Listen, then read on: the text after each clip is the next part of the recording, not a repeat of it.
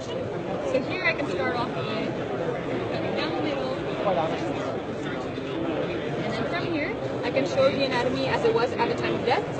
So everything is accurate, there's no rendering done. Since the cadaver was flash frozen, there were scans that were taken of the cadaver itself. And then from there, you can see the anatomy as it was at the time of death. You can also isolate or annotate different parts of the system. So in this case, I can start by removing the skin, removing the skeletal system, and other structures until I'm left with the gastrointestinal system. From here, I can get a better view by just zooming in. And I can also get a posterior view by just giving it a little spin. And in this case, I can start removing different structures and getting the annotation of any structure I remove. And I have this undo button where I can bring everything back up. This is amazing.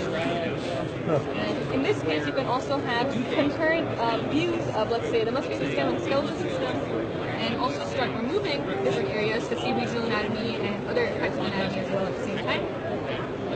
If you don't want to look at the anatomy as a whole, you can also see regional anatomy.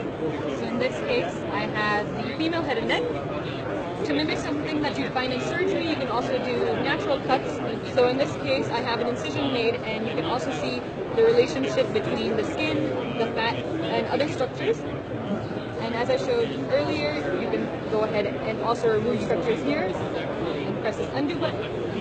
And what's interesting is these are actually the scans that were done from the cadaver.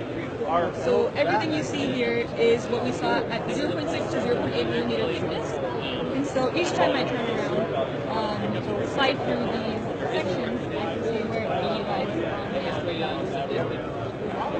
And you're not just limited to the head and neck, you also have areas like the brain, large areas like the thorax and the abdomen, all the way down to the leg and foot.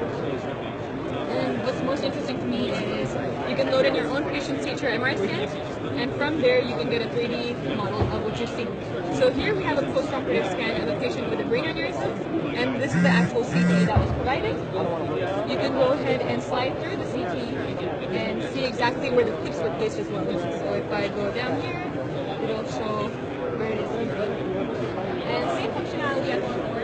You can go ahead and make a quick cut into the 3D model and see where the clips were placed as well. So it's kind of more intuitive when you see something in 3D, where the clips were placed rather than just focusing on a CT. And you can also add in some vasculature if needed. And you can also move it back down. There's other ways where you can utilize this where I bring in transparent soft and hard tissue. And so in this case, you still see where the clips were placed.